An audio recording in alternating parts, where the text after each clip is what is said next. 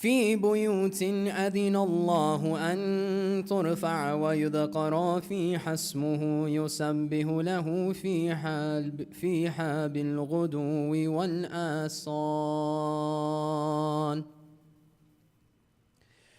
رجال لا تلههم تجارة ولا بيع عن ذكر الله وإقام الصلاة وإيتاء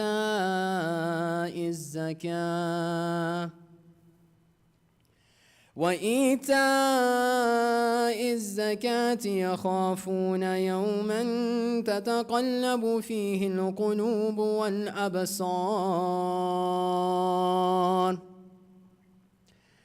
ليجزيهم الله أحسن ما عملوا ويزيدهم من فضله والله يرزق من يشاء بغير حساب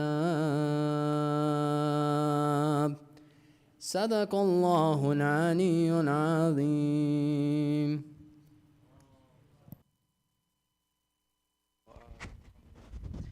Jazakallah khair, brother Zunair Vasim. One more loud salawat for the brother, please. At this time, I'd like to invite brother Ali Rizvi for recitation of poetry with a loud salawat ala Muhammad wa ali Muhammad.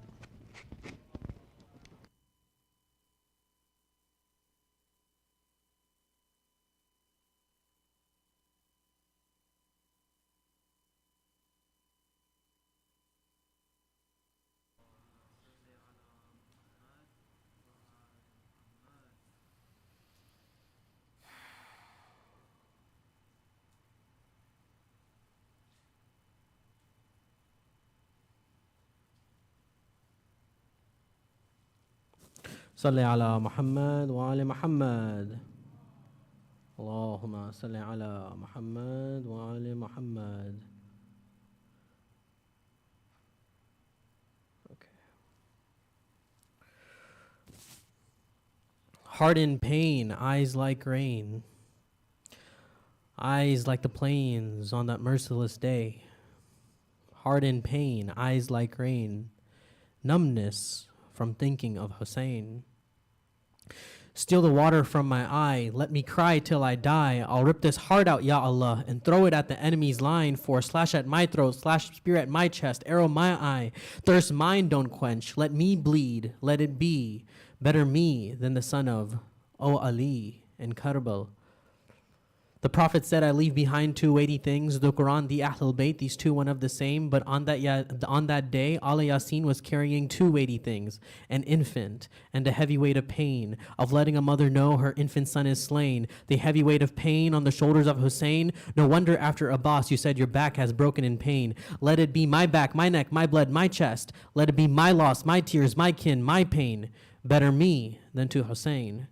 Better me than to Hussein.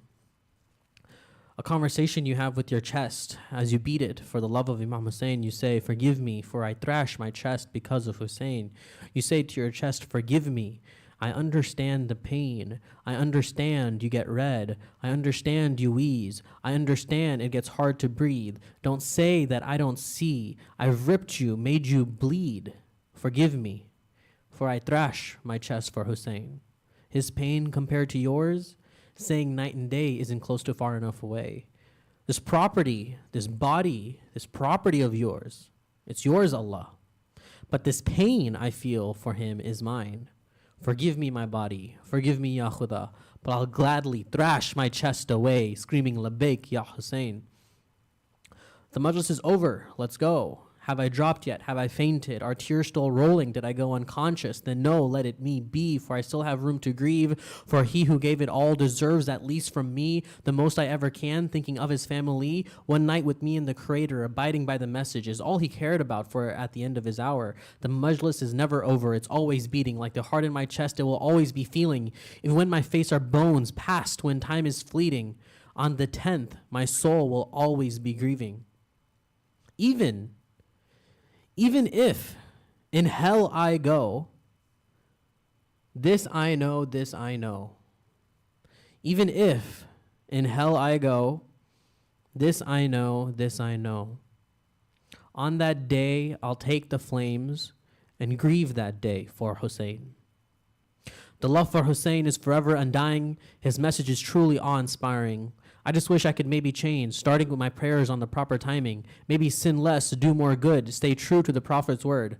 And maybe Allah will grant my wish, letting me punish the pushers of the door. What pain hurt more, Ya Ali? I can't fathom the chest of Ali. What pain hurt more, Ya Ali? I can't fathom the chest of Ali. Heart in pain, eyes like rain, eyes like the plains on that merciless day. Heart in pain, eyes like rain, numbness from thinking of Hussein. Salli ala Muhammad wa ali Muhammad. Jazakallah khair, Brother Ali Rizvi. One more loud salawat for him.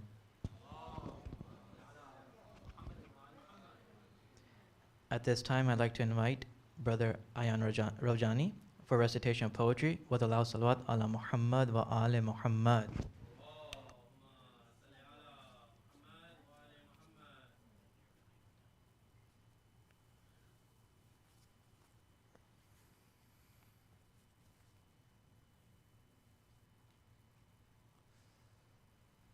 بر محمد و آل محمد صلوات.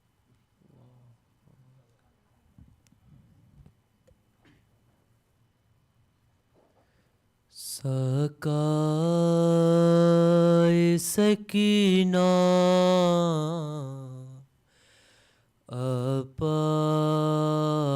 اپاس اپاس، سکائے سکینہ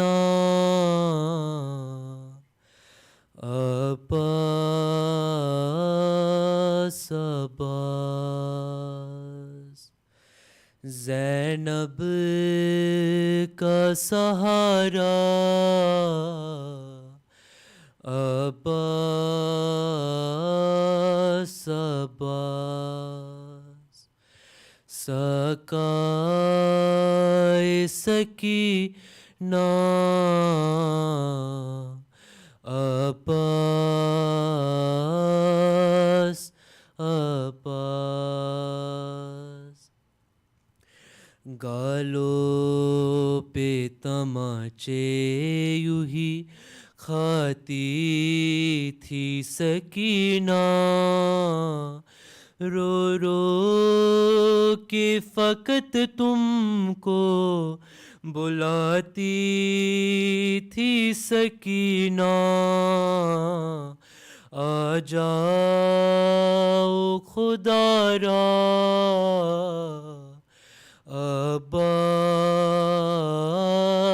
عباس، آ جاؤ خدا را عباس عباس، تم تھے میری چادر کے محافظ میرے بھیا، تم سو گئے میدان میں میرا چھن گیا پردہ، سر کھل گیا میرا عباس عباس، سنتی ہوں کہ دریا پہ ہوا قبضہ تمہارا، اے بھائی مگر خیموں تلک پانی نہ آیا، پیاسی ہے سکینہ عباس عباس، سکائے سکینہ عباس عباس، شبیر کا سر پشت سے جب کاٹا گیا تھا خنجر کے تلے بھائی نے دو بار کہا تھا آؤ میرے بھیا عباس عباس سکائے سکینہ عباس عباس جو کام تمہارا تھا کیا میں نے وہ بھیا ہاں شام غریباں میں حرم کا دیا پہرا دل کہتا تھا میرا عباس عباس دل کہتا تھا میرا عباس عباس اللہ کسی کو بھی دکھائے نئے منظر بے پردہ بہن بھائی کا سر نو کے سنا پر اور بھائی بھی ایسا عباس عباس سکائے سکینہ عباس عباس آتا ہے نظر نیز پہ جب سر یہ تمہارا کس طرح کہوں دل پہ گزرتی ہے میرے کیا پھٹتا ہے کلیجہ عباس عباس سکائے سکینہ عباس عباس بر محمد وآل محمد صلوات. Jazakallah khair, Brother Ali. Before I invite Sayyid for his speech tonight, just a reminder that masks are mandatory for all in-person events here at CFK due to the rising COVID cases as well as our community members being affected. With that, I'd like to invite Sayyid to the member to address the Mu'mineen, and I'd like to ask the brothers and sisters to please move forward to the member as more people will be coming in sooner. Par Muhammad wa ali Muhammad salawat.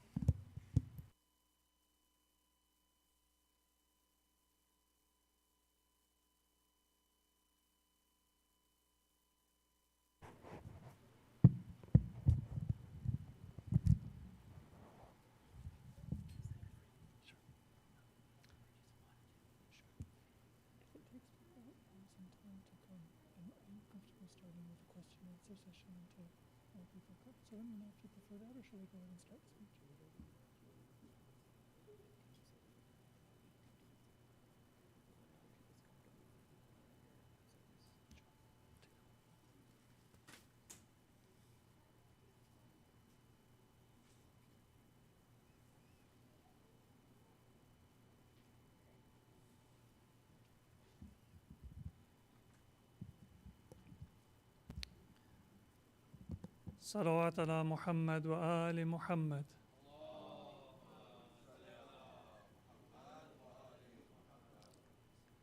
Assalamu alaikum wa rahmatullahi wa barakatuh. So with permission from the organizers, inshallah, we'll begin the majlis in just a few moments, but because we may not have an opportunity afterwards, maybe we can take about 5 minutes for any questions that you may have, which I would be glad to try to address or answer to the best of my ability. And then after maybe 5 to 10 minutes, we can begin the majlis. So if you have any questions that you would like to put forward, let's go ahead and take the opportunity to do that. Go ahead.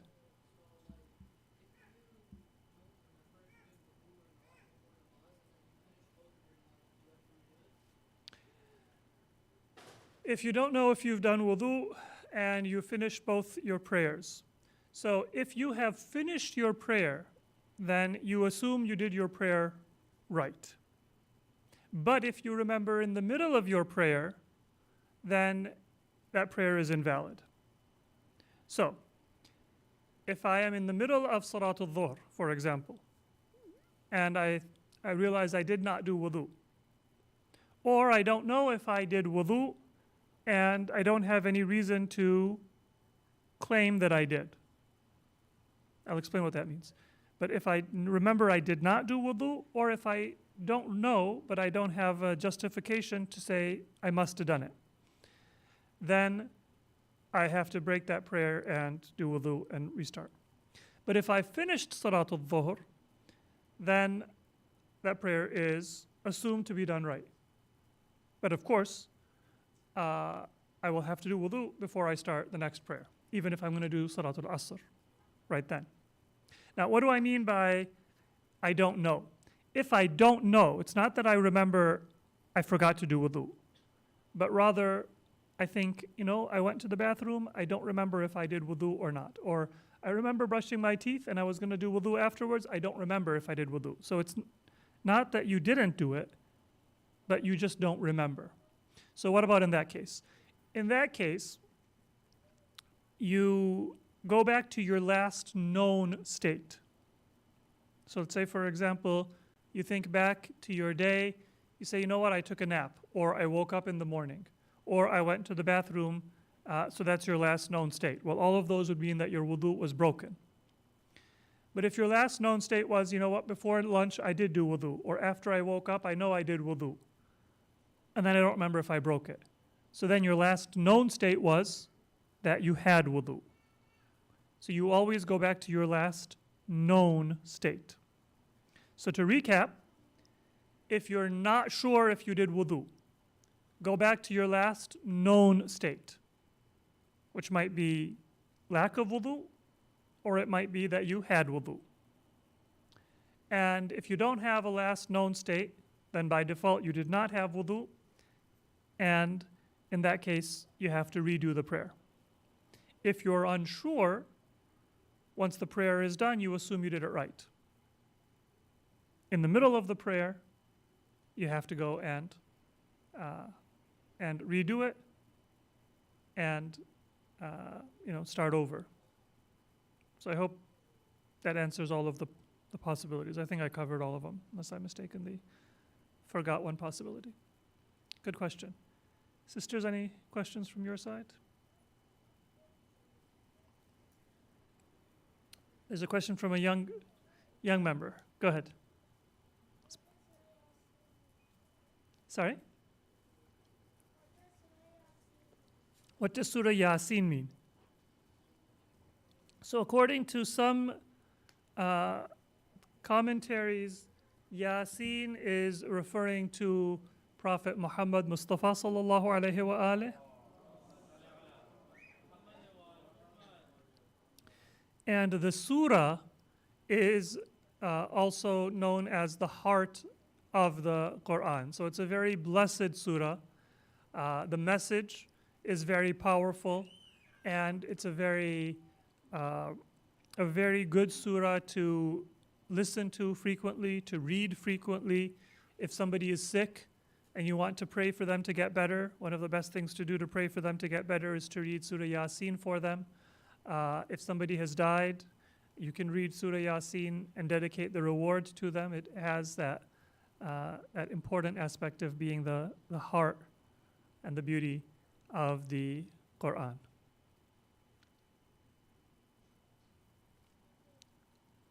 Go ahead. Sure.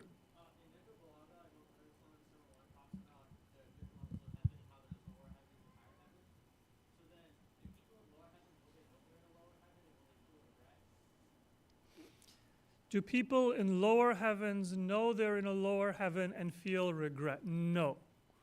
Because there is not going to be any punishment for people in heaven. And those of us who have ever experienced a bout of jealousy, knowing that you are in a lower state is probably as torturous, sometimes even more torturous than an actual physical punishment.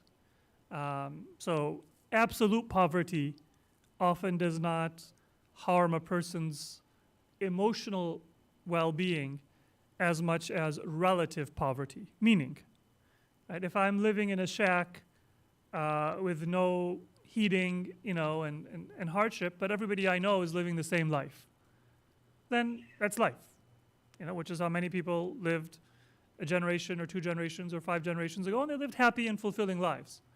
But if I live in a better place, just a small house with basic needs, but everybody around me has a mansion, with a indoor pool and a theater or whatever, then although I have more than the first person, I'm probably going to feel a lot poorer and a lot worse. So heaven is not meant to be torturous, and the difference in rank is that high. So how does that work? And let's say that I am in a lower rank and my parents or friends are in a higher rank, so can we meet? Well, it's not like different communities. If I'm in a small shack and then I visit your house, in the gated community, I can't come back and feel good about my house. If paradise were like that, then it would always be with jealousy. Think of it more like if you're a foodie and I'm not. So we go to the same restaurant and we eat the same food. And I just kind of know that this is a good meal.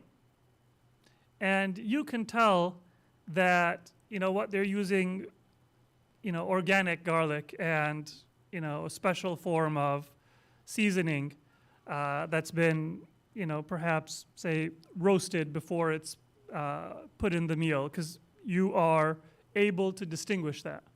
So I don't know that you're experiencing something better. I'm not jealous because for all I know, this is just a good meal.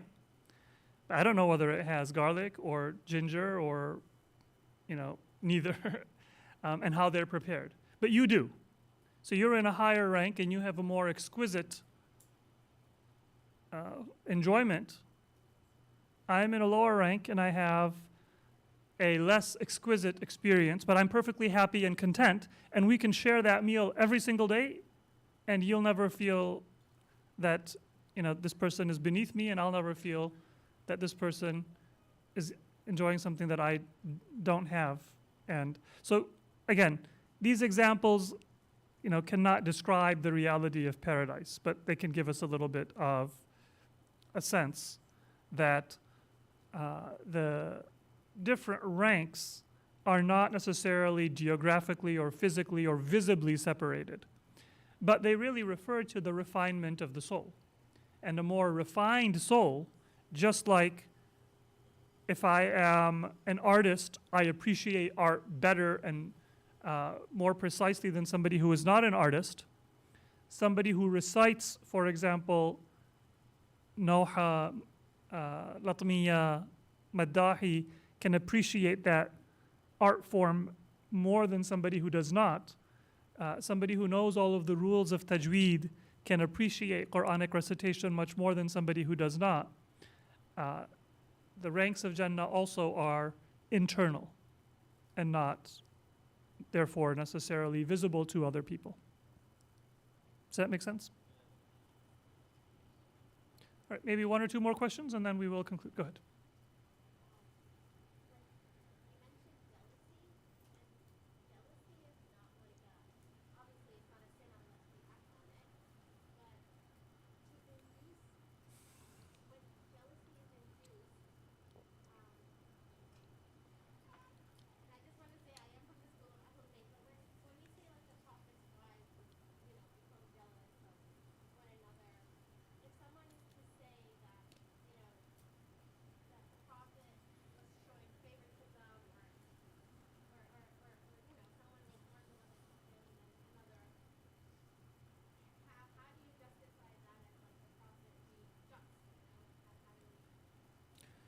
That is a loaded question.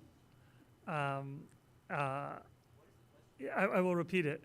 But first, I'm going to just say that I'm going to try to do justice to it within a couple minutes because that could be a topic of an entire speech.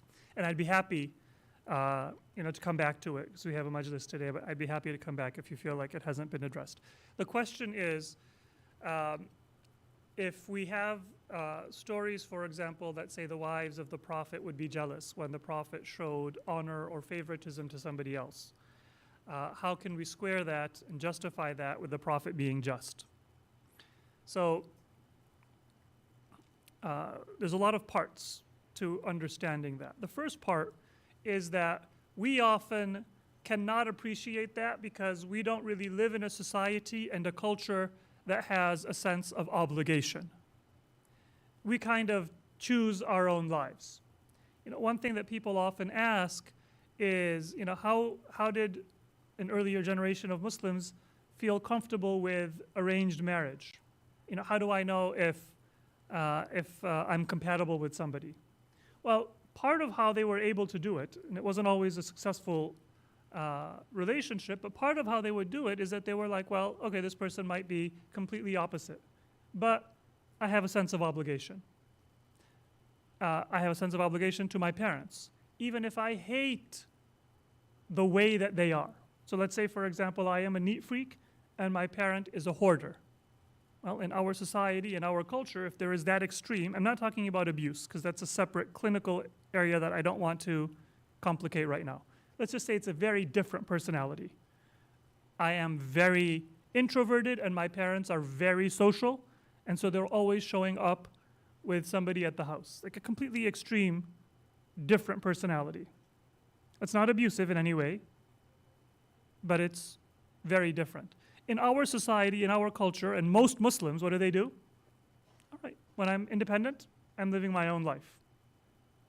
But in an earlier time, men and women, they might not have always practiced it, but they felt a sense of obligation, that this is my mother, this is my father, these are my relatives, this is what my series of relationships and obligations are that were given to me by God. In other words, God chose this person to be in my life. And therefore there is some wisdom in it. If you live in a society like that, it's not that women were oppressed or men were oppressed or young people were oppressed. Everybody had certain constraints. There was never a point where a person would say, you know what, I didn't sign up for this, I'm out. Today, society in general, and even Muslims, I didn't sign up for this, I'm out. With blood relatives, with marriages, with parents, with children sometimes, we do that. Well, when we live in this culture, then it's very difficult to justify some of these kinds of hard parts to our relationship. But if you live in a society that's attuned to obligation, then it's a lot easier to make that leap. Because everybody has obligations, right, that they didn't sign up for, and that they certainly would not have chosen, and that they do have the option of clearing out of their life and being a lot, more comfortable. But they don't, because it's kind of like if God chose something for me and I say, this is not what I want or what I'm comfortable with, I'm rejecting God. And today, we often are kind of blind to that. We kind of think this is chance and I didn't sign up for it and so I don't want it. That's a big part of the answer. The other thing though is to remember that the love of the Prophet is never a personal love. So it's not like the Prophet showed a special love to, say, Lady Khadija, and today if I did that, that would be, if I remarried and I kept on telling my new wife about how wonderful my deceased wife is, that would be unkind. And it would legitimately be a gripe that she would have. Or if a woman remarried and kept on talking about her dead husband, right? That would probably be something that we would sympathize with if the person complained. And so we kind of project that on the Prophet. But the Prophet never did that. Everything the Prophet said or did is exactly what honor a person deserved because of their spiritual rank. And so if the Prophet praised Lady Khadija, or the Prophet praised Lady Fatima, or anybody else, Imam Ali, because that was also a cause of jealousy, then that was because that was how Allah viewed that person, and for the Prophet to express that and convey that is for the Prophet to convey the teachings and the judgment of God. And therefore, for a person to have jealousy, it's not an understandable human emotion. Because a lot of Sunnis, when they see those ahadith, they will argue back with Shi'i Muslims and say that, well, this is an understandable human emotion. Lady Fatima was the daughter of Lady Khadija. Aisha came into the marriage later on. She didn't have children. Lady Khadija was, survived by her daughter and then by her grandchildren. And so, yes, for any woman entering into that kind of a relationship, that would be a hard dynamic to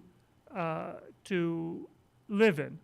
And I would sympathize with a woman who needed therapy or advice to kind of deal with, feelings of inadequacy or worries about her own infertility, and so on and so forth. But remember, the Prophet, if he did that for Lady Khadija, for Lady Fatima, for Imam Hassan, for Imam Hussein, for Imam Ali, he wasn't expressing his love for them. He was expressing God's love for them because his love was a reflection of God. And therefore, if a person valued God, then somebody who is honored by God will be important for me. So if we view, basically to summarize, if we view those relationships through the lens of the Prophet as a person, the question makes sense. But if we view the person of the Prophet as a reflection of Islam, then I might have a brother, and my brother is, a better reciter of Quran than I am. And so my brother gets chosen to do, the adhan when there is a big gathering on Ashura. And I get to do the adhan when there's a small gathering and Sayyid Suleiman is invited to speak and, no one's there, right? That makes sense. And I shouldn't feel jealous that how come I can't do the adhan on Ashura? Well, I don't have that voice. Or I don't have that knowledge. And if it's an Islamic principle that's being applied, whether it's my brother or my, previous spouse's family, my spouse's previous, family and things like that, then there's no room for jealousy. So we view all of the expressions of the Prophet's love through the lens of Islam, through the lens of God, through the lens of the principles of Islam. There's no room for jealousy. Otherwise, if it's personal, then, well, even Imam Hussein would have a right to be jealous, God forbid. So why does he get to be the Imam before me just because he's older? So if it's a personal choice, then there's always going to be a competition and a jealousy. But if it's a principle, then whoever deserves praise gets praise. Whoever deserves prominence gets prominence. Whoever deserves love gets that love. And I should be glad, in fact, that God is expressing that and telling me who is worthy of that love. When I find somebody with that prominence, then that fills me with gratitude that I found out. And now I can express love to that person. So those two elements, I think, are key.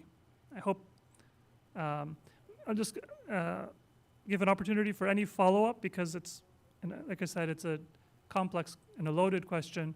So if there's any follow-up, then you have an opportunity to object or ask for clarity. Anybody on the brother side? Clear? Inshallah. So either it was so complex that it didn't make sense and you don't want to pursue it, or it made sense. If it's one of those two, sallu ala Muhammad wa ali Muhammad.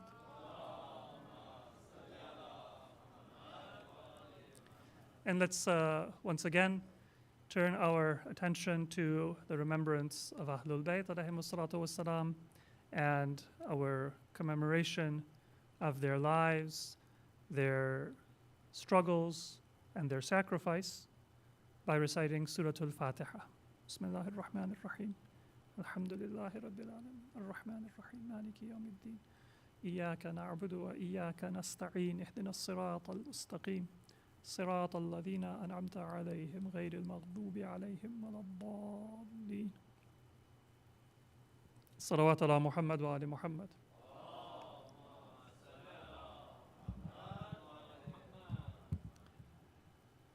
أعوذ بالله من الشيطان الرجيم.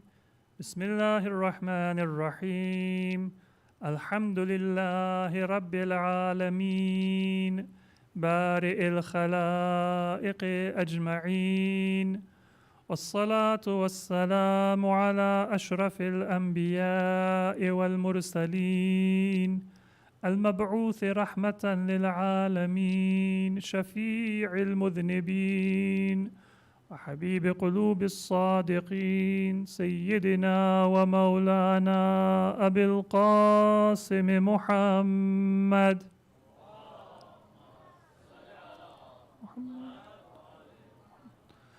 وعلى أهل بيته الأطيبين الأطهرين الهداة المهديين ولعنة الله على أعدائهم إلى قيام يوم الدين. رب اشرح لي صدري ويسر لي أمري واحلل عقدة من لساني يفقه قولي. أما بعد، فقد قال الله عز وجل في القرآن المجيد والفرقان الحميد وهو أصدق القائلين. بسم الله الرحمن الرحيم. إن الذين آمنوا والذين هاجروا وجاهدوا في سبيل الله أولئك يرجون رحمة الله والله غفور رحيم. صلوا على محمد وآل محمد.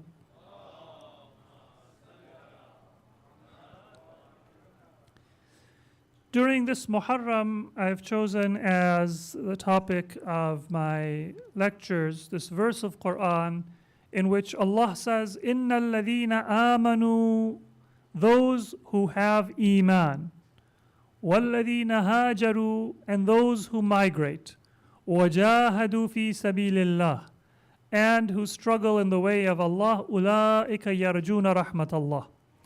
They are the ones who have hope in the mercy of God. Wallahu ghafurur rahim. And God is forgiving and merciful.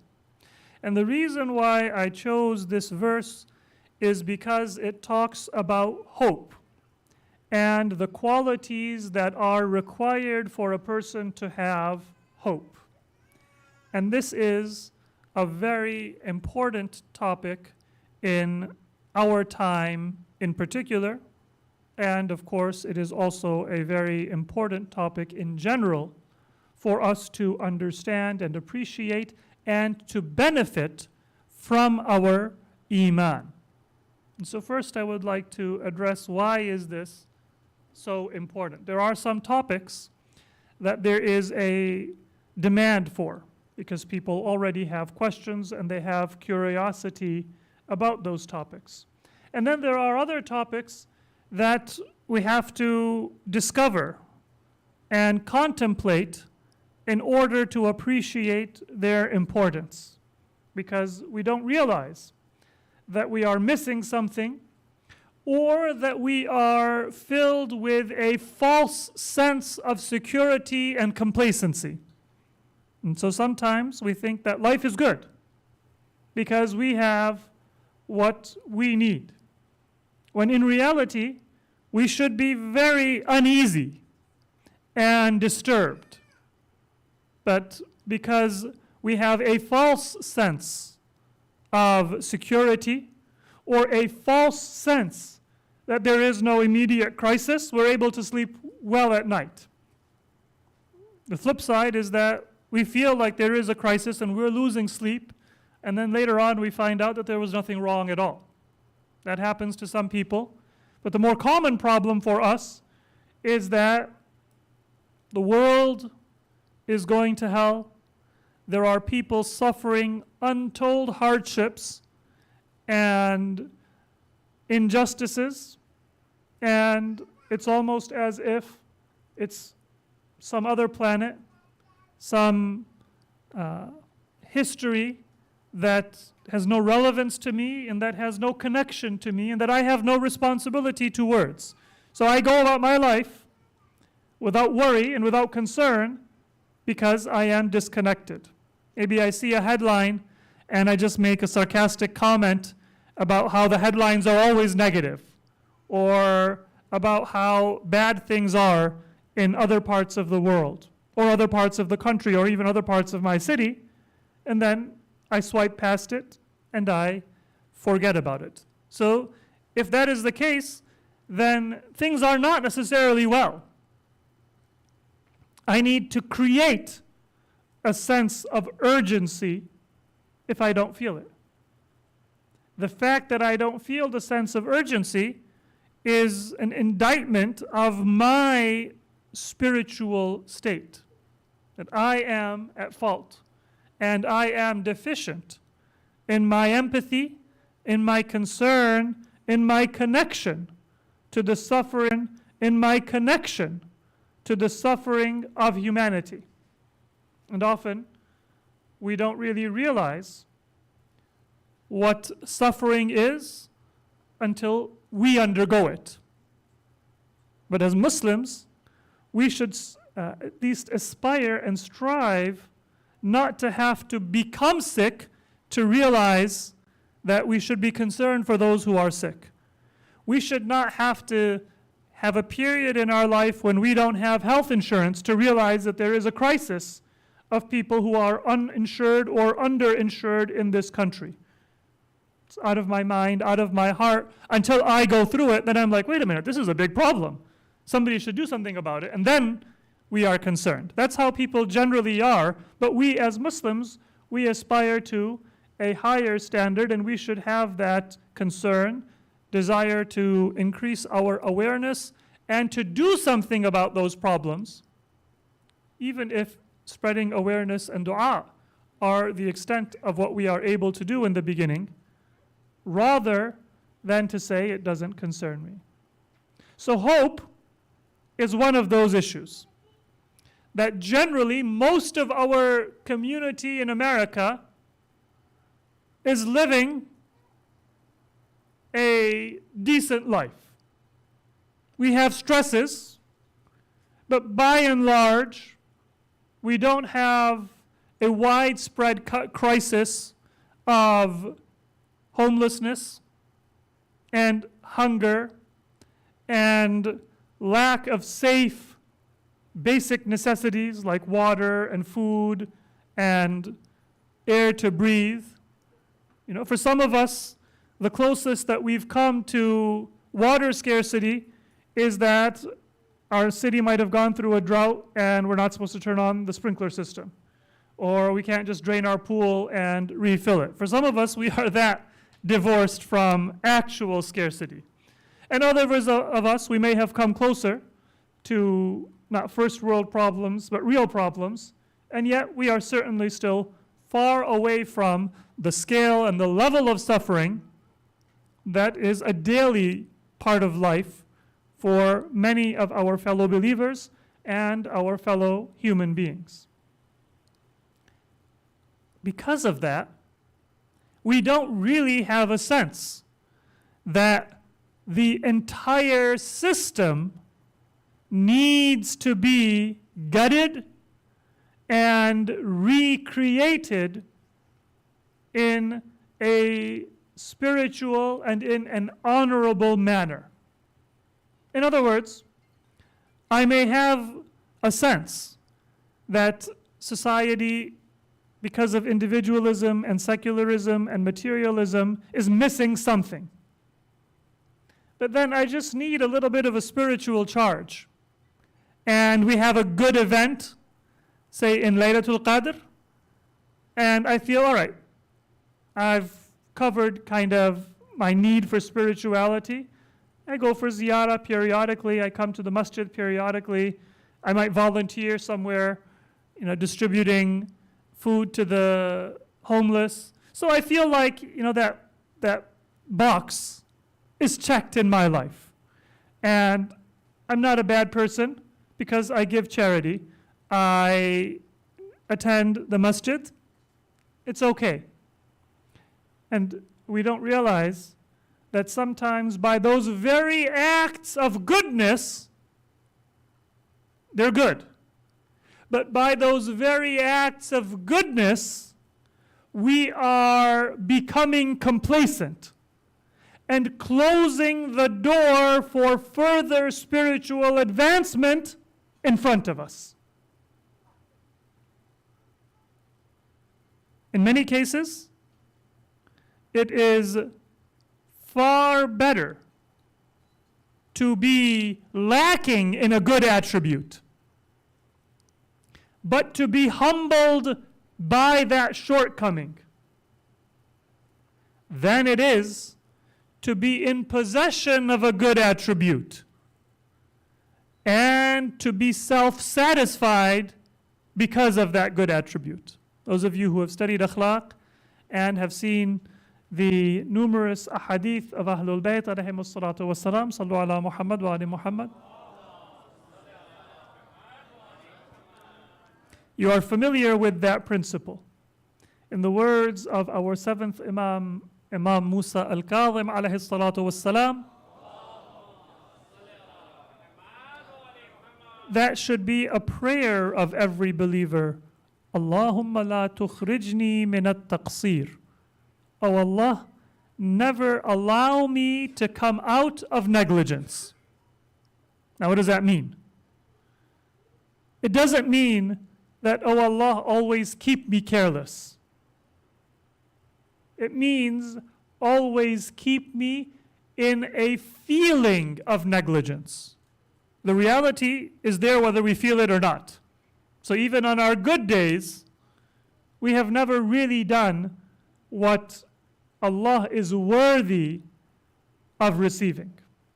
The attentiveness, the worship, the quantity and the quality of our good deeds, it's never actually paying back the debt that we owe to Allah subhanahu wa ta'ala. So it's not the reality of taqsir or negligence. That's always there, whether we feel it or whether we don't. What Imam Musa al-Kadhim alayhi salatu wasalam is asking us to pray for is the sense and the recognition and the feeling of negligence. Because it is the feeling of negligence that makes me always want to do better. To say that, I gave a big donation and it's maybe more than I've ever given. Maybe it's more than my peers have given. But rather than feeling like I have done a lot, I feel, but I still enjoy a good life. I still have many, not just needs, but luxuries that people don't have. And so I should feel like I have not done enough, because that is what is going to allow me to consider doing better and doing more in the future. So the dua, which should be a constant dua for all of us, is Allahumma la tukhrijni min at-taqsir. Oh Allah, always make me feel negligent. And sometimes it isn't that we do evil that is our biggest obstacle. Most of us are attentive to that fact. If I sin, then I am deprived of God's mercy.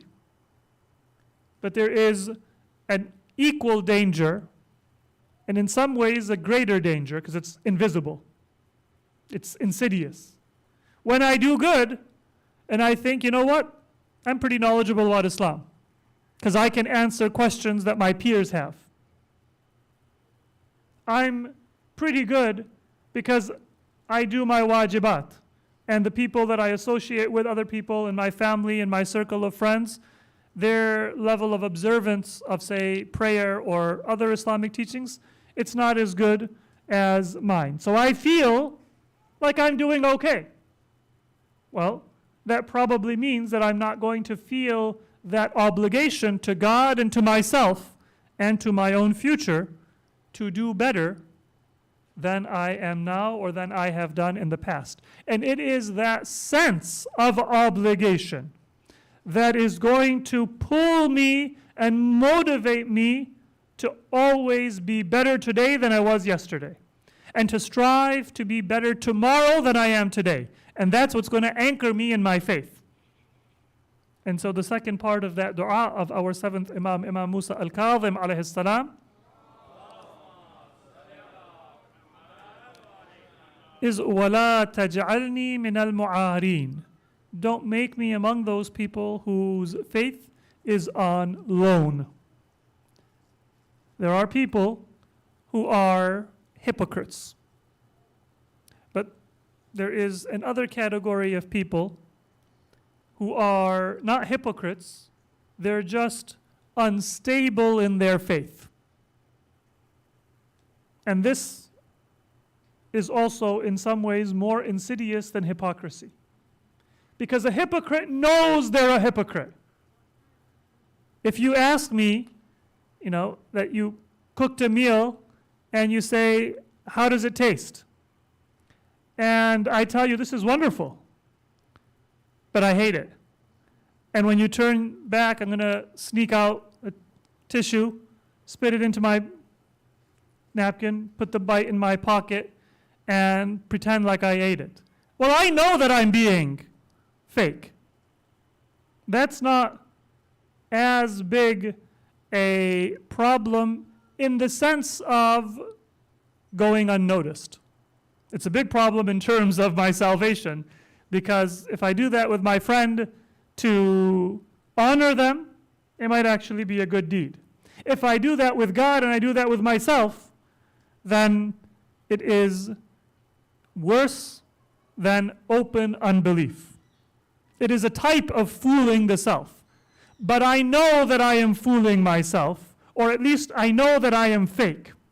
I might think that I'll figure it out, bargain with God, or I'll pull the wool over God's eyes and be able to make it to heaven. But I know what I'm doing. Mu'areen is another category. And that is insidious because I might not know that that is my spiritual state. What are mu'areen? Mu'areen is those whose faith is there, it's present. They feel it. When they are sad, they cry. When they are present in a religious gathering, they feel that spirituality. And so sometimes they may think that I'm a believer, I'm faithful, I'm doing okay. Because they're not pretending to want to pray. They're not pretending to want to attend the majlis. Sallu ala Muhammad wa ali Muhammad. They're not faking it, they're feeling it. But that feeling is an emotional, but not an anchored, rooted, and a stable connection to their faith. Therefore, today they have it, but they're just one bad friendship. One suggestion from, Amazon movies or Netflix or whatever, away from becoming desensitized, moving away from their faith. It's just one bad friendship, one movie that I might binge watch, one move that I might make for my career or my studies or for an internship when I'm not in that healthy environment anymore, and all of a sudden, I'm not going to the masjid as often. I'm not praying as regularly. I'm not as careful about my practice. Why? I was sincere and I felt it so long as I was involved, but because it was not rooted within me and it was not anchored, it was not strengthened by my own soul, when my environment changed, I might also change, I might become desensitized. So this is insidious because without realizing it, without knowing it, without choosing it, I might begin to stray. Now, what is it that causes a person to become min al-mu'areen? Well, it's related to the earlier part of the dua. If I become satisfied with myself and I don't feel negligent, I don't feel like I need to do more, then there is a good chance that from that moment I will begin to backslide. Now, complacency will cause me to lose my care and attentiveness towards my faith. So the two parts of the dua are connected. When I feel negligent, then I will feel an obligation to constantly evaluate my practice and improve my practice and make sure that my next moment is better than my previous moment. This is why it is so important for us to understand the Islamic concept of raja and hope. Sallu ala Muhammad wa ali Muhammad.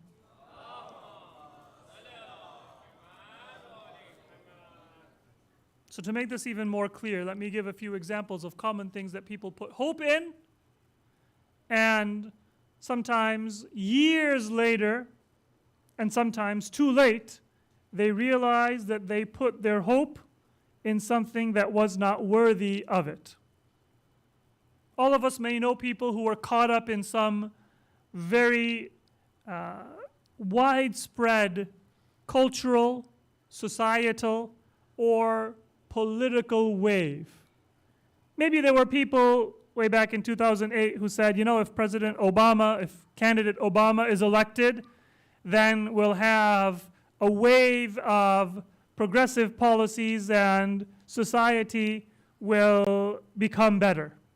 Maybe half the work of the Imam of our time, Imam Mahdi alayhi salatu wassalam,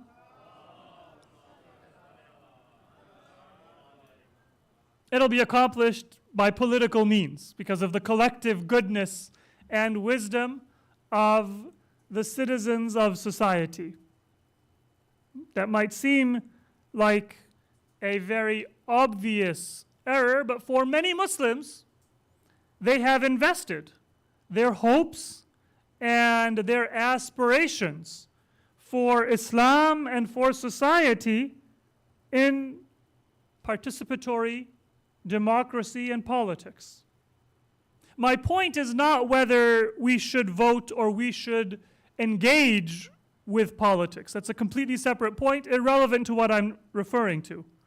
What I am referring to is my hopes and my aspirations.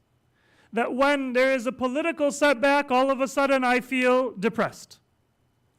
And when there is a political victory, I feel like my team, my party, they swept the elections, I'm on cloud nine.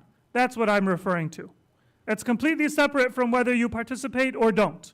There's a legitimate debate about how and where we should engage with politics. But there should be no debate among Muslims that our hopes, dreams, aspirations, and our happiness and our sadness, our elation and our disappointment, it shouldn't be tied to a victory or a setback or a loss or even a rout in a political system, because that is not the repository of our dreams and our aspirations in the first place. If it affects me too much, then it tells me that my hopes and my dreams are misplaced. Once again, this is not about engagement, but it is about where are my hopes. Now, it's not too long ago, many of us may remember that there were many Muslims who were absolutely decimated when President Trump was elected. And I'll be honest, I have an opportunity for a second citizenship. I made sure that it was current. But not because I had any hope in that citizenship or any kind of tragedy in this society. These are the ups and downs that exist within any human society. You do what you can to be judicious, to plan well, but that brings me to the next point. Hope being placed in a false system is a problem. Whether it be politics, whether it be if I just get into this school, I'll have it made. Good career, my parents will be proud of me, and then I don't get into that field or that school, and I'm unable to console myself. Or the person I wanted to marry is not available. They didn't accept my proposal, or the family didn't accept, or it didn't work out, and now all of a sudden I am disconsolate. Or money. I put all my eggs in the Bitcoin basket, and is it still current for me to say that it's way down, or has it gone back up? It was down a little while ago, right? Now it's back. Well, it might go way up, and it might go way down again. But whether it be a stock or an investment, or a dream house, or a dream career, or a dream spouse, or anything else in this world, putting my hope and my aspirations in something other than God is a recipe for disappointment and disaster. Sometimes within the year, sometimes at the end of my life, and most dangerously, because these ones I can recover from. There's many people who became very pious when they loved someone and that love was unrequited, or they lost a spouse, a family member, a child, and then they turned that passion and that energy to God. So if it's a year or a few years, or even a big portion of my life, it is risky, because it's a waste. But at least there's a possibility of recovering from it. The most dangerous is if I don't discover that it was misplaced until I step my first foot into the hereafter. Because then there's nothing that I can do to say, wait a minute, I want to redo. There's no resetting your life once you have passed the door of death, the gate to the hereafter. So putting your hope in a false source is a very common problem that people, especially in a society that puts those material goals in front of us and encourages us to think about them and work towards them, we often suffer from. But the flip side, you know the people who are preparing for Trump 2.0 and are cynical? World is going to hell. I need to stock up on my emergencies. I need to have my guns and my ammunition. And, if I can afford it, I'm going to buy an island and just be ready for when the zombies come for my emergency supplies of food to protect myself. You know the kind of mentality that I'm talking about? No, this is an extreme. But there are many people who are not crazy and are not extreme, but find it a little bit more difficult to be generous because of economic uncertainty. We make fun of the person who stores 5 years worth of food and beef jerky in their basement because they're preparing for the apocalypse. But If I say, you know what, I'm not sure if I'm going to give my khums this year, because who knows what's going to happen with inflation. You know what, I'm going to reduce my assistance to my family members and my community because who knows what's going to happen in the future. I am on the same wavelength as that person I might mock who is preparing for the apocalypse by getting ready to shoot their neighbors when they come for their secret stash of food. It's just not as extreme. Once again, I'm not talking about tadbir. Tadbir, judicious planning, is a requirement of a believer's life. So yes, I do need to adjust my budget based on my changed financial circumstances. If I get married, then I might need to eat out less. If one of my parents has lost a job or has special needs, then I might need to change how much I donate to my masjid so I can be more present for them. So tadbir, judicious planning for our needs, that is always going to be part of our life. That's not what I'm referring to. What I'm referring to is I'm not really sure if I have time for prayer anymore because I have a longer commute. I'm not going to give my khums anymore because of economic uncertainty. Or where I'm going to keep my own extravagant hobby because I need it for myself, and I'm going to give up on an act of charity or giving that is not wajib, but that is a higher priority religiously and in a spiritual sense than that pet project that I have. These are the types of things that put me on the same wavelength as the person who is losing hope, becoming cynical, and therefore becoming a caricature of a human being.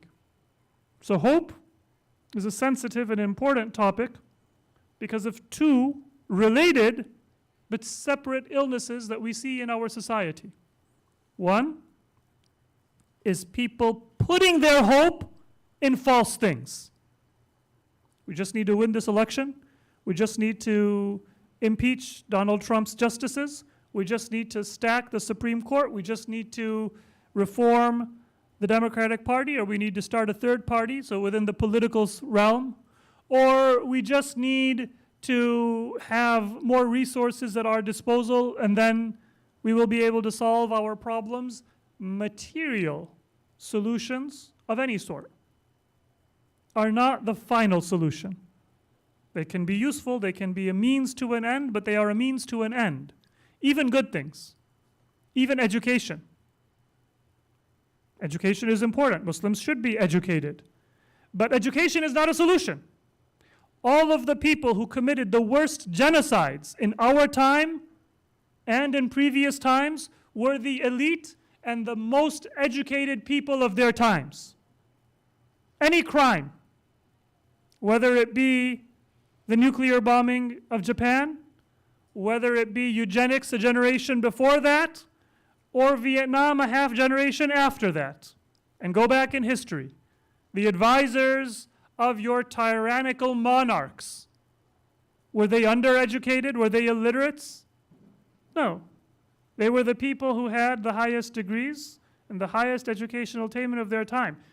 Education is a good message for us to give to Muslims if we are undervaluing it, but we should not market it as a solution. Because becoming wealthy, becoming influential, becoming politically connected, becoming educated, becoming members of the elite of society is not a solution. It just means that we will have a higher responsibility, and if you look at the track record of humanity, people who get there often end up repeating and magnifying the oppression committed by their predecessors. They will replace those who came before, and they will do exactly what they did when they were in a position of power. Placing our hope in the wrong place is one tragedy. But those who are safe from that tragedy, often, what is the outcome? Losing hope, becoming cynical, just preparing for the apocalypse. I can't pronounce that today. I can pronounce it in general. Just preparing for the apocalypse. Just preparing for when society is going to come to this state of living in a jungle and every person is going to have to take care of themselves. And so I'm trying to build my nest egg. I'm trying to build my castle. I'm trying to take care of myself.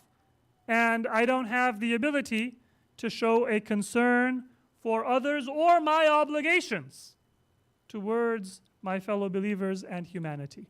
This is why the topic of hope is so important. And in this verse of Quran, Allah describes what are the requirements for hope. Because we are coming towards the end of this majlis, inshallah, we will continue the topic tomorrow. But what are the requirements? Inna alladhina amanu. First is iman. And I will not translate that because we'll talk about that tomorrow. Walladhina hajaru. And those who migrate. Wajahadu fi sabilillah. And they struggle in the way of Allah. Ulaika yarjuna rahmatallah. These are the people who have hope in the mercy of God. Hope, it comes from what you do.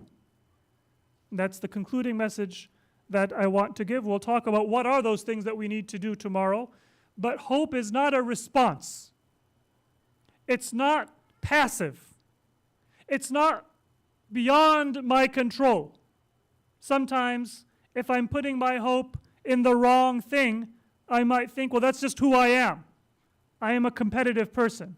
I am a person who likes nice things. I am a person who has a preference or a desire for certain things. What can I do? That's what I put my hope in. If I lose hope, then I might say that, well, what can I do? I had a bad day, or a bad year, or a bad life, or I'm not fulfilled in my career, in my family life. And so I feel like that's just a natural result of my external circumstances. The first and key message of this verse of the Quran is that your hope is not a passive response to your external circumstances. You have to live your life in a certain way. And if you make certain choices and decisions, then you will have hope within your life. Iman, Hijrat, and Jihad. These are the three key elements. Ulaika yarjuna rahmatallah. If I live my life, I choose to do things in a certain way, then I will reap the reward of hope. And this is one of those insights that we get from Islam that many people are missing in life. Many people pursue happiness. They chase happiness. But happiness is only the product of a life well lived. You live your life for truth. You live your life for Allah, and happiness will be the result. You choose to chase happiness, and you will always have disappointment. Because whatever temporary intermediate goal you reach, you will find that it becomes boring the minute you reach it. Because it's finite. The only infinite and absolute in all of existence is the essence of Allah subhanahu wa ta'ala. So our society, it orients us to chase and seek happiness. Do whatever makes you happy. No. Do what is right, and you will become happy. But it will be a happiness that is not transient, it is not farah, but it is real and lasting. And that is the message of Karbala. Not a tragedy in the past, but a reminder of what we put our hope in. Because when we give our all to Allah, then Allah does not hold back from us. So we remember Imam Hussein, not just in Ashura, but every Eid, every Friday, every day of celebration, we do ziyarah of Imam Hussein because he is our source of hope. And when the hope of humanity, may Allah hasten his reappearance, comes, he will inaugurate his mission with the banner and with the name of Imam Hussein, because that is the source of our hope. Just a few days ago, we remembered the martyrdom of our fourth Imam, Imam Zainul Abidin. And so I would like to honor this majlis with a remembrance of our fourth Imam. For 30 years, he mourned Karbala. But don't ever think he mourned Karbala as a memory of a tragedy that took place. He mourned Karbala in order for humanity to have hope in the promise of God and in the people of God, and to lose hope in all of those false deceptions that people had put up in front of them. And perhaps this is why Imam Zainul Abidin compared his mourning with the mourning of Prophet Yaqub. It is said that many years after Karbala, when Imam Zainul Abidin had been weakened by the severity of his grief and mourning, one of the lovers of Ahlul Bayt came and said, O grandson of the Messenger of Allah, has the time not come for you to dry your tears? Look after your own health, for we fear that you are weakening yourself. We fear that you are causing harm to your body. We fear that you might lose your eyesight because of how much you cry over Karbala. And Imam Zainul Abidin said, you did not do justice to me. Prophet Yaqub was a messenger of God, and he was separated from the next prophet, from the wali of Allah, Yusuf alayhi salam, who was not dead. And Yaqub knew that he would be reunited with him after some time. But just because of that separation, he wept so much that he went blind with grief.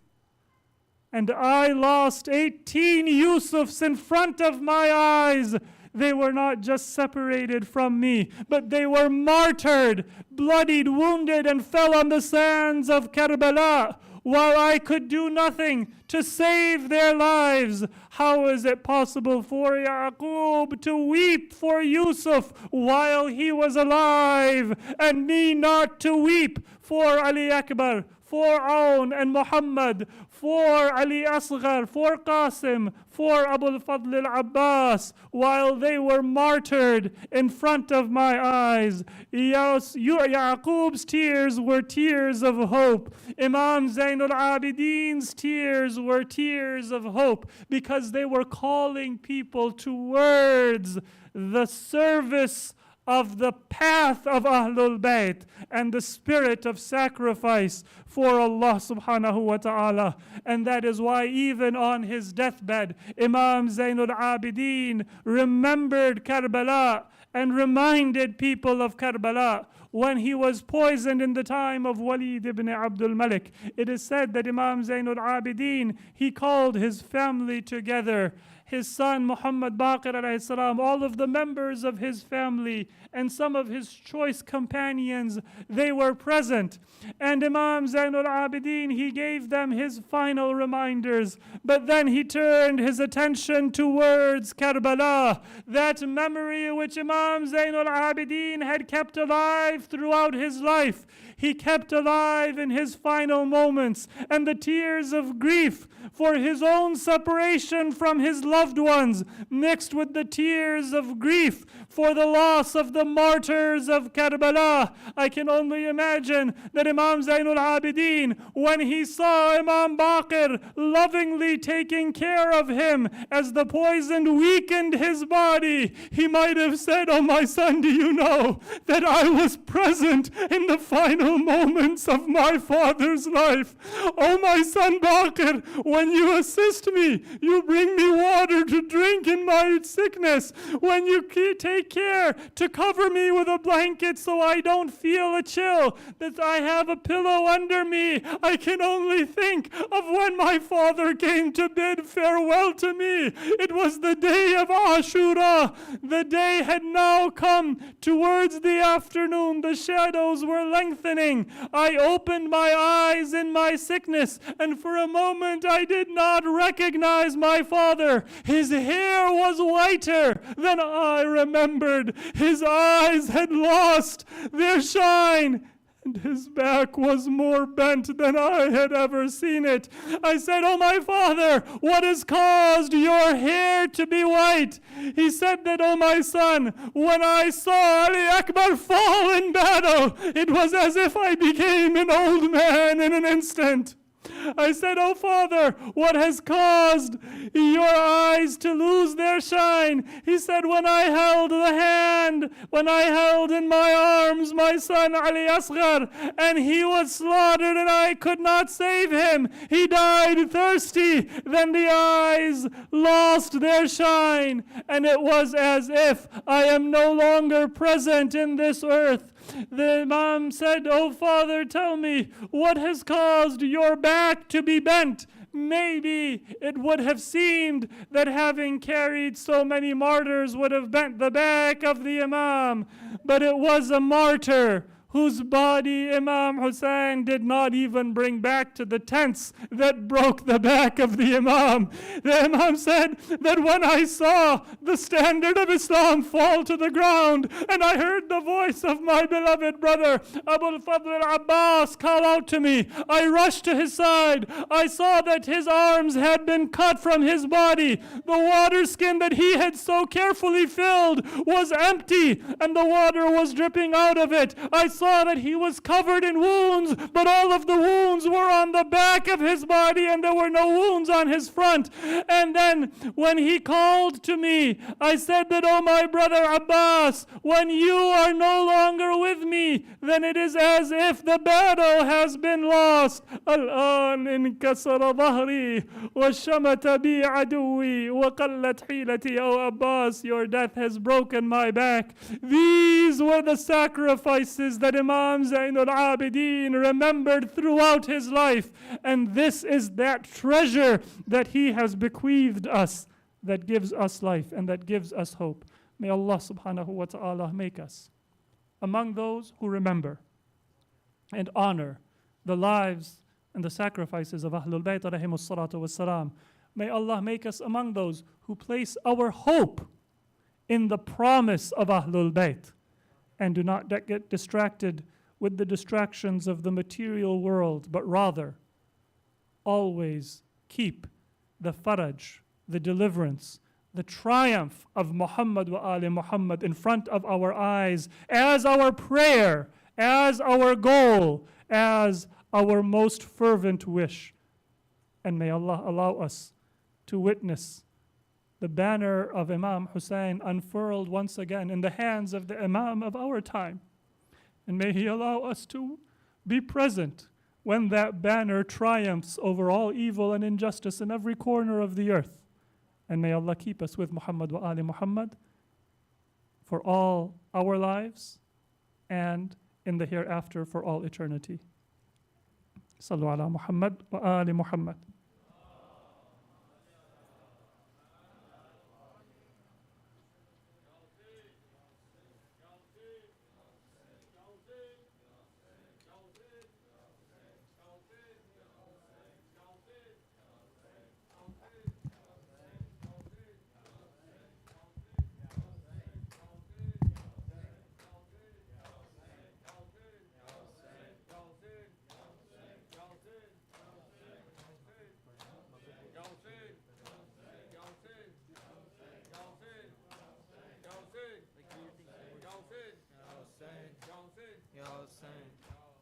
बाजार है पत्थर है ज़ैनब का खुला sir है बाजार है पत्थर है ज़ैनब का खुला सर है बाजार है पत्थर है ज़ैनब का खुला सर है बाजार है पत्थर है ज़ैनब का खुला सर है बाजार है पत्थर है ज़ैनब का खुला सर है हर ज़ख्म पे शुक्राना हर ज़ख्म पे शुक्राना ज़ैनब के लबों पर है बाजार है पत्थर है ज़ैनब का खुला सर है بازار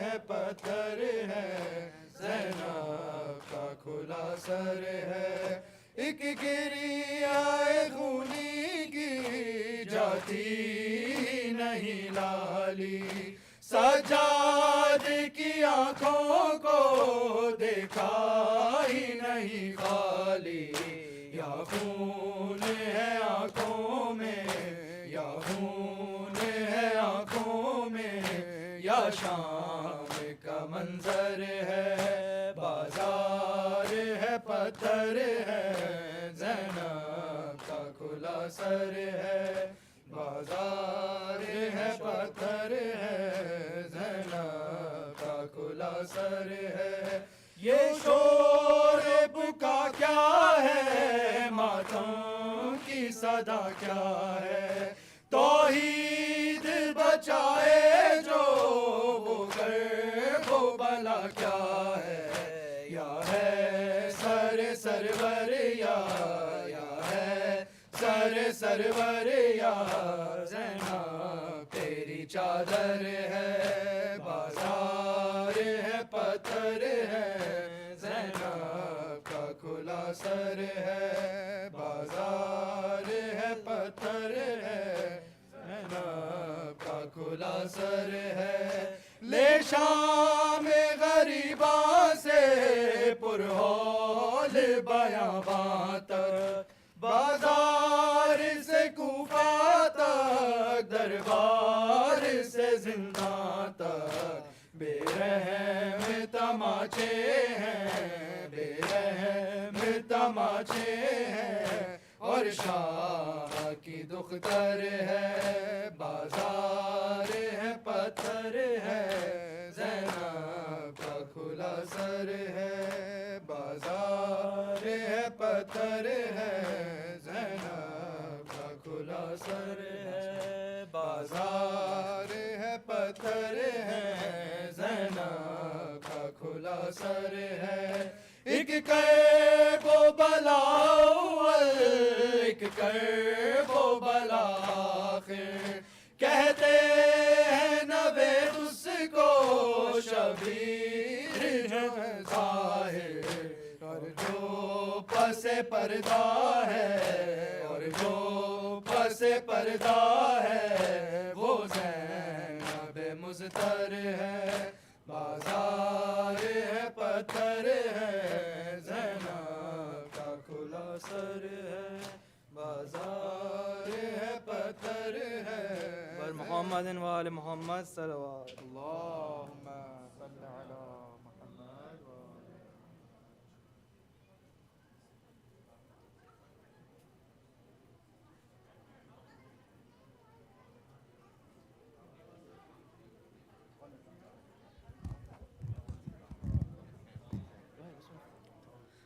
الله أكبر الله أكبر الله أكبر الله أكبر أشهد أن لا إله إلا الله أشهد أن لا إله إلا الله أشهد أن محمد رسول الله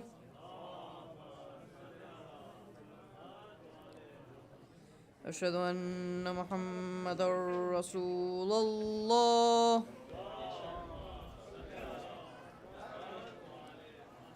أشهد أن عليا ولي الله أشهد أن عليا حجة الله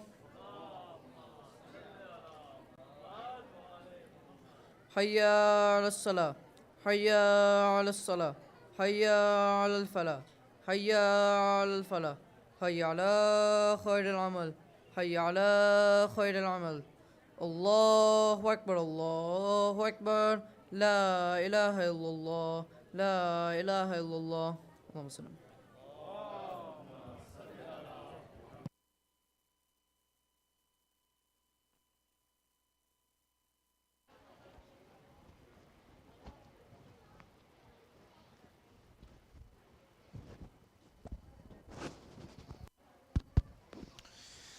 الله أكبر الله أكبر أشهد أن لا إله إلا الله أشهد أن لا إله إلا الله أشهد أن محمدا رسول الله اللهم صل على محمد وآل محمد أشهد أن محمدا رسول الله اللهم صل على محمد وآل محمد أشهد أن عليا حجة الله صلوات الله وسلامه عليه حي على الصلاة حي على الصلاة حي على الفلاح حي على الفلاح حي على خير العمل حي على خير العمل قد قامت الصلاة قد قامت الصلاة الله أكبر الله أكبر لا إله إلا الله استغفر الله ربي وأتوب يا محسن قد أتاك المسيء أنت المحسن وأنا المسيء فتجاوز عن قبيح ما عندنا بجميل ما عندك يا كريم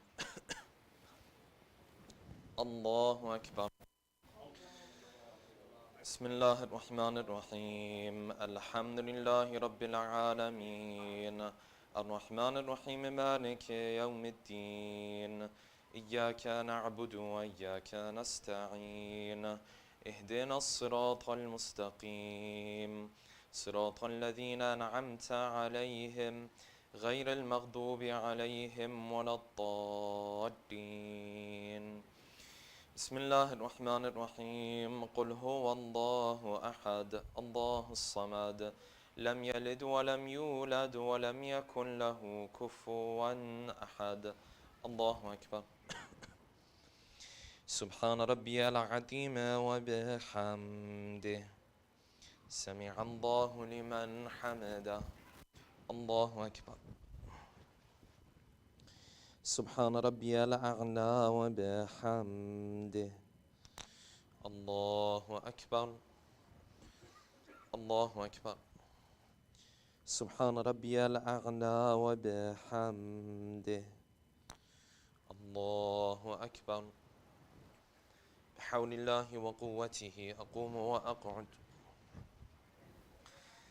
بسم الله الرحمن الرحيم الحمد لله رب العالمين الرحمن الرحيم مالك يوم الدين إياك نعبد وإياك نستعين اهدنا الصراط المستقيم صراط الذين أنعمت عليهم غير المغضوب عليهم ولا الضالين بسم الله الرحمن الرحيم والعصر إن الإنسان لفي خسر إلا الذين آمنوا وعملوا الصالحات وتواصوا بالحق وتواصوا بالصبر الله أكبر اللهم صل على محمد وآل محمد اللهم ارزقنا توفيق الطاعة وبعد المعصية اللهم عجل لوليك الفرج اللهم اغفر للمؤمنين والمؤمنات والمسلمين والمسلمات الله أكبر سبحان ربي العظيم وبحمده سمع الله لمن حمده الله أكبر سبحان ربي الأعلى وبحمده الله أكبر الله أكبر سبحان ربي الأعلى وبحمده الله أكبر أشهد أن لا إله إلا الله وحده لا شريك له وأشهد أن محمدا عبده ورسوله اللهم صل على محمد وآل محمد وتقبل شفاعته وارفع درجته بحول الله وقوته أقوم وأقعد سبحان الله والحمد لله ولا إله إلا الله والله أكبر سبحان الله والحمد لله ولا إله إلا الله والله أكبر لا إله إلا الله الله أكبر سبحان ربي العظيم وبحمده سمع الله لمن حمده الله أكبر سبحان ربي الأعلى وبحمده الله أكبر الله أكبر. سبحان ربي الأعلى وبحمده. يا لطيف ارحم عبدك الضعيف. الله أكبر. بسم الله وبالله الحمد لله. أشهد أن لا إله إلا الله وحده لا شريك له، وأشهد أن محمدا عبده ورسوله. اللهم صل على محمد وآل محمد. السلام عليك أيها النبي ورحمة الله وبركاته. السلام علينا وعلى عباد الله الصالحين. السلام عليكم ورحمة الله وبركاته. الله أكبر. الله أكبر. الله أكبر.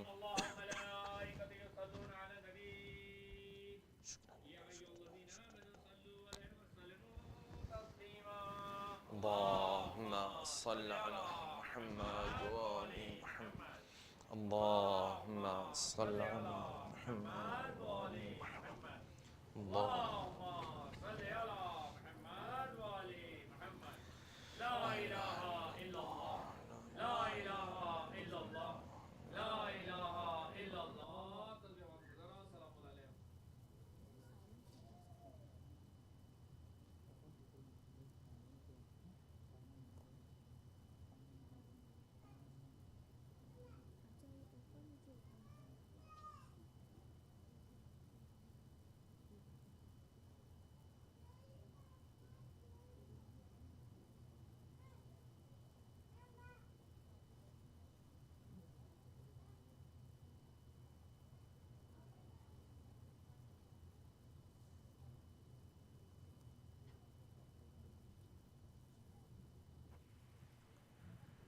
بسم الله الرحمن الرحيم.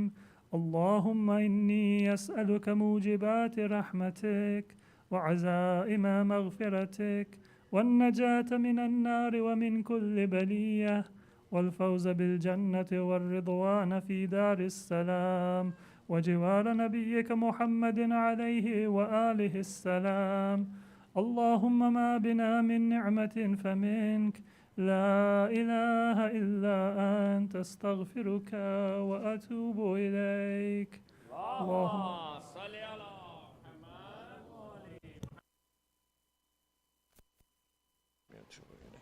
Assalamu alaikum wa rahmatullah. Hope everyone is doing well, inshallah. I want to thank dear Sayyid for joining us, taking time away from family and many obligations. The many obligations that don't allow him to pick up the phone when we keep calling him. Inshallah, if you guys recite, it's out of mercy, he says. Inshallah, if you guys recite a loud salawat, he might answer our phone calls more, inshallah. Allahumma salli ala Muhammad wa ala Muhammad. But I also wanted to announce very quickly, as you guys already know, tomorrow, inshallah, is the Who is Hussein blood drive that is happening globally. It's happening tomorrow as well. All the appointments were booked, but they sent a second team to do the blood drive here again. So initially, I think there were 50 appointments. They were all booked. Now they've added another 50, roughly. I think another 30 is available.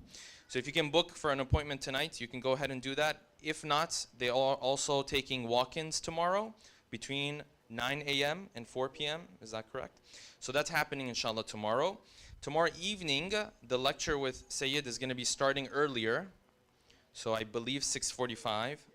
So if you can come, inshallah, if you're planning to attend, please, inshallah, arrive on time. Because after Sayyid's lecture and until Maghrib, between that time, inshallah, Brother Nuri Sardar is here. A very well-known English poet who recites poetry. He recently moved from the UK to the US, and inshallah we'll be hosting him tomorrow night. So inshallah after Sayyid's lecture, there will be the poetry and then Maghribain Salat. So inshallah, please try to arrive earlier. You can see the exact time. I think it's 6:45 in the WhatsApp group, inshallah. Recite salawat, please. Allahu Akbar, Allahu Akbar. أشهد أن لا إله إلا الله. أشهد أن لا إله إلا الله. أشهد أن محمدا رسول الله. اللهم صل على محمد. أشهد أن محمدا رسول الله. اللهم صل على محمد. أشهد أن عليا حجة الله صلوات الله وسلامه عليه. حي على الصلاة حي على الصلاة حي على الفلاح حي على الفلاح حي على خير العمل حي على خير العمل. قد قامت الصلاة قد قامت الصلاة. الله أكبر الله أكبر. لا إله إلا الله. استغفر الله ربي. الله أكبر. بسم الله الرحمن الرحيم. الحمد لله رب العالمين الرحمن الرحيم مالك يوم الدين. إياك نعبد وإياك نستعين. اهدنا الصراط المستقيم صراط الذين أنعمت عليهم غير المغضوب عليهم ولا الضالين. بسم الله الرحمن الرحيم. قل هو الله أحد الله الصمد لم يلد ولم يولد ولم يكن له كفوا أحد. الله أكبر. سبحان ربي العظيم وبحمده سمع الله لمن حمده. الله أكبر. سبحان ربي الأعلى وبحمده. الله أكبر. الله أكبر. سبحان ربي الأعلى وبحمده. الله أكبر. بحول الله وقوته أقوم وأقعد. بسم الله الرحمن الرحيم. الحمد لله رب العالمين الرحمن الرحيم مالك يوم الدين.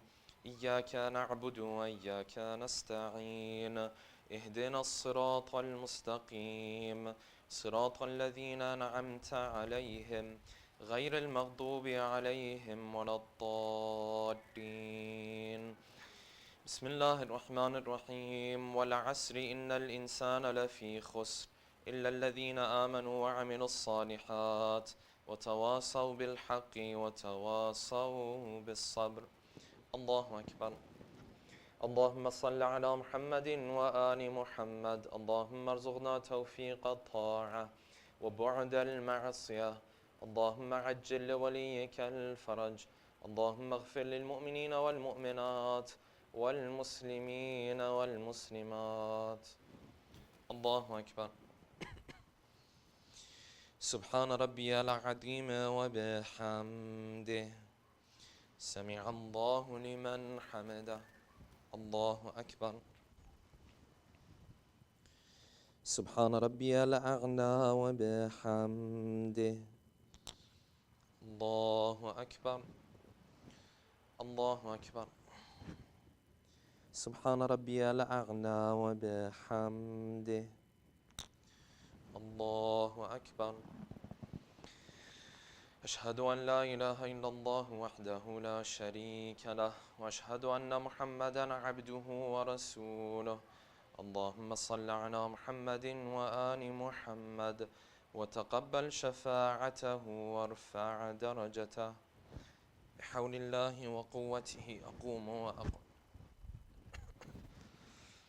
سبحان الله والحمد لله ولا إله إلا الله والله أكبر. سبحان الله والحمد لله ولا إله إلا الله. الله أكبر.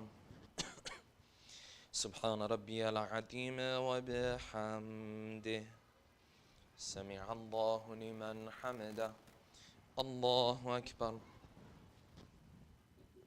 سبحان ربي الأعلى وبحمده.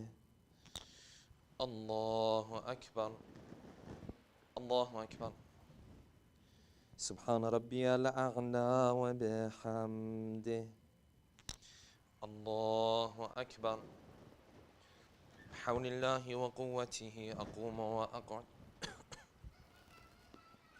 سبحان الله والحمد لله ولا إله إلا الله الله أكبر. سبحان الله والحمد لله ولا إله إلا الله الله أكبر. الله أكبر. سبحان ربي العظيم وبحمده. سمع الله لمن حمده. الله أكبر. سبحان ربي الأعلى وبحمده. الله أكبر. الله أكبر. سبحان ربي الأعلى وبحمده. يا لطيف ارحم عبدك الضعيف. الله أكبر.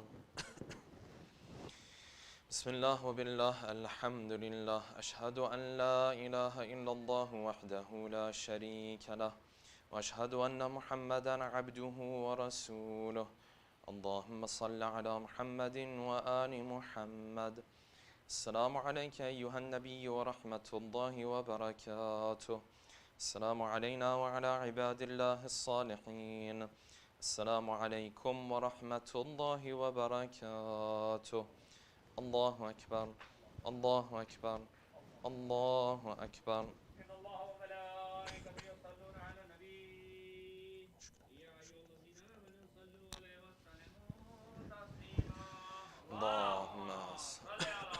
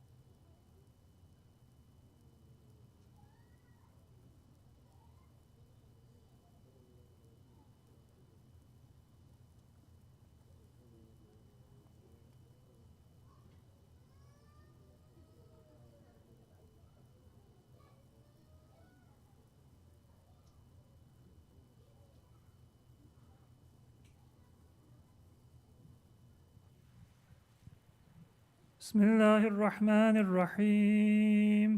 اللهم إنه ليس لي علم بموضع رزقي، وإنما أطلبه بخطرات تخطر على قلبي، فأجول في طلبه البلدان، فأنا فيما أنا طالب كالحيران، لا أدري في سهل هو أم في جبل، أم في أرض أم في سماء، أم في بر أم في بحر، وعلى يدي من ومن قبل من، وقد علمت أن علمه عندك وأسبابه بيدك، وأنت الذي تقسمه بلطفك وتسببه برحمتك.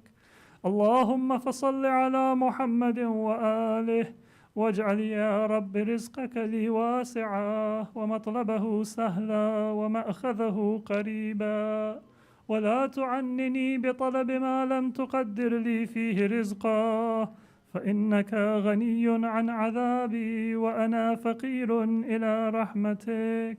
فصل على محمد وآله، وجد على عبدك بفضلك، إنك ذو فضل عظيم.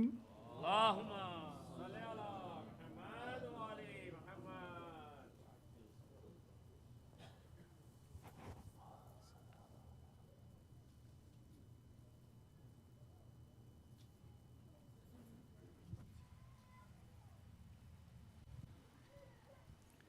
السلام عليك يا رسول الله. السلام على الأئمة الهادين المهديين. السلام على علي أمير المؤمنين. السلام على فاطمة الزهراء سيدة نساء العالمين. السلام على الحسن والحسين سيدي شباب أهل الجنة. السلام على علي بن الحسين زين العابدين. السلام على محمد بن علي الباقر. السلام على جعفر بن محمد الصادق. السلام على موسى بن جعفر الكاظم. السلام على علي بن موسى الرضا. السلام على محمد بن علي الجواد. السلام على علي بن محمد الهادي. السلام على الحسن بن علي الزكي العسكري. السلام على الحجة بن الحسن القائم المهدي، عجل الله تعالى فرجه وسهل الله مخرجه وظهوره، وجعلنا من أعوانه وأنصاره والمستشهدين بين يديه.